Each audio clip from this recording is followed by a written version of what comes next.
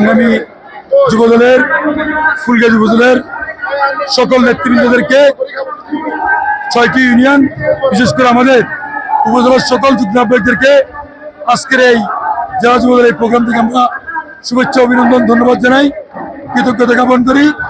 বিশেষ করে আজকে ফুলগাজী উপজেলার 6টি ইউনিটের উপজেলা পর্যায়ের সকল নেতৃবৃন্দকে আমরা জানাচ্ছি যে আগামী 1 সপ্তাহ ব্যাপী সেই সকল কর্মসূচি চলবে এবং কি সেই সকল কর্মসূচির মধ্যে রাস্তা সংস্কার, খাল সংস্কার এবং কি গরিব দুঃখী মানুষের পাশে দাঁড়ানো, ন্যায্য মূল্যে বিভিন্ন বাজারে যুবদল উদ্যোগে স্বল্প মূল্যে পণ্য বিক্রি এবং কি জনবান্ধব সকল কাজে যুবদলকে নিয়োজিত করার জন্য সেই লক্ষ্যে আগামীকাল আমরা মুন্সিয়ারের কমুয়াতে একটি বাঁশের ফল উদ্বোধন করবে ফেনীকে সমন্বয়ক এবং যুবদলের সভাপতি এবং ফুলগাজীতে বেগম খালেদা সড়কের সংস্কার কাজ করে জনগণের চলাচলের উপযোগী করবে।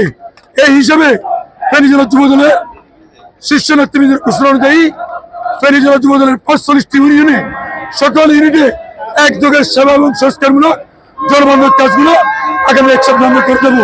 এটা আমাদের আগামীকালকে আপনারা জানেন মুন্সিরাদের কমুয়াতে আমাদের একটি বাঁশের পোল উদ্বোধন করবেন আমাদের জেলা যুবদলের নেতৃবৃন্দকে সাথে নিয়ে আমাদের সমন্বয়ক জনাব রফিকুল মজদু ভাই এবং কি জেলা যুবদলের সার্বিক তত্ত্বাবধানে জেলা যুবদলের অর্থায়নে আমাদের ফুলগাজীর বেগম খালেদা জিয়া সড়ক মেরামত করে সংস্কার করে জনগণের চলাচল উপযোগী করবে।